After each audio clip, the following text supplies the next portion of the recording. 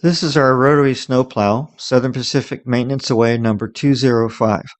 It has been on display in the museum several times and was involved in the rescue of the snowbound city of San Francisco in 1952. It's quite an amazing machine, so let's go have a look inside. We're standing in the cab behind the right seat looking out toward the front. What you see in the windows are rotating panes of glass that throw the snow off the windows. It's a better solution than windshield wipers or something like that because they would build up with the snow and cause problems. Moving down toward the lower right, you see a lever with a knob on it. That knob moves the snow chute from left to right. Moving in close, you see it says deflector and then it says throw left, throw right. The 5 valves are control valves for the defrosters on the right side of the cab, as well as control for the cab heater, which is below the 5 control valves.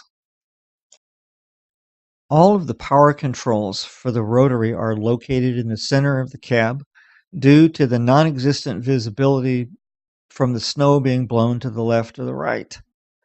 The control stand that you see to the right, consisting of a control throttle called pusher power and the standard brake stand, control the power of the pushing locomotive. The rotary snowplow itself does not have any traction motors under its wheels. The traction motors are all used to power the rotary blades. There would be a B unit called a snail coupled behind the rotary, and the 8-notch controller on the left controlled the power coming from the snail to the rotary blades. You'll also notice there's a control labeled hump.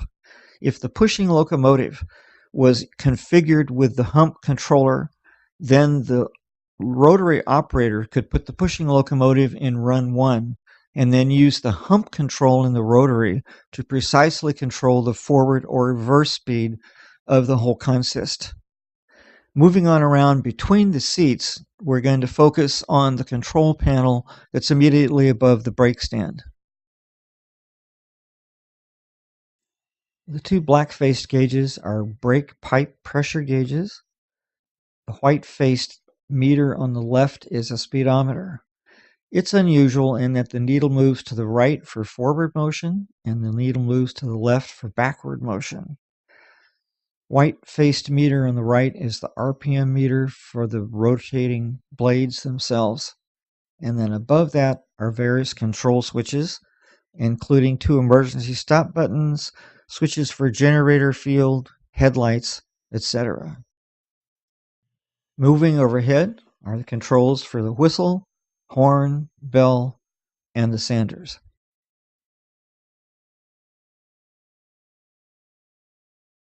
Moving back down to a view of the front of the cab, a little more wide angle, we're going to swing to the left to look at the rest of the cab.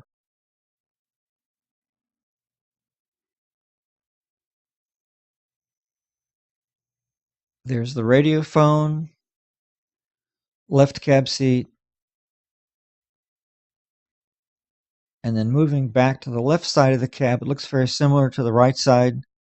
Defrosters, cab heater, chute lever to throw the snow to the left or the right. Extra stool for another crew member.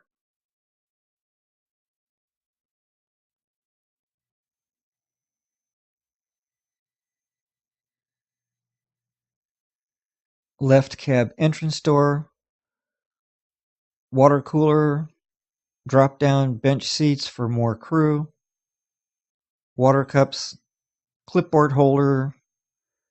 Total weight of the snowplow 125 tons. Right side cab door. Red emergency stop. And back around to the right seat.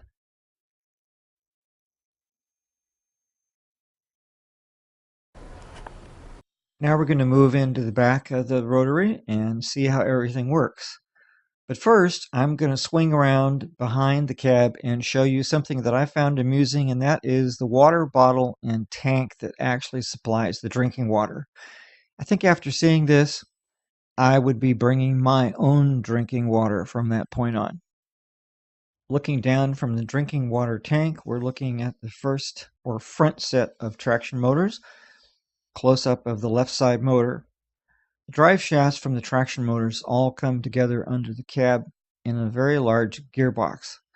The gearbox has the output shaft going out to the rotary blades themselves.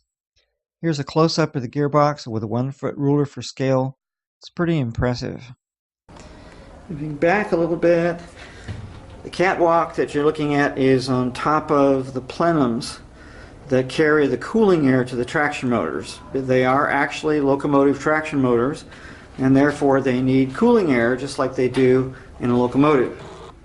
Moving on down the walkway, here's the second pair of traction motors.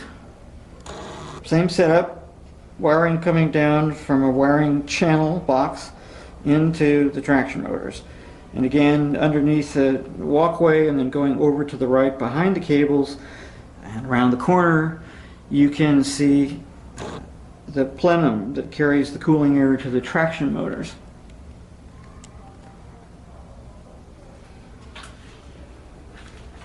So we're moving on down the walkway. Behind the right side traction motors, at the end of the drive shaft coming out of them through a gearbox, is the blower that provides the cooling air for the traction motors themselves. You can see the plenum above it, and above that is the wiring channel box. Behind the left-hand side of traction motors is a low-voltage generator. The traction motors run at 600 volts. That's too high for things like interior lighting and headlights and other lights on the rotary, so you have to have a low-voltage generator to provide that voltage, which is 72 volts. And again, through a gear reduction box and an offset gearbox is the generator that provides the low voltage for those functions.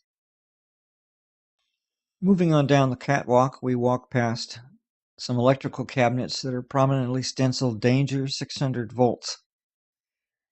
At the end of the walkway is a 1,000-gallon water tank.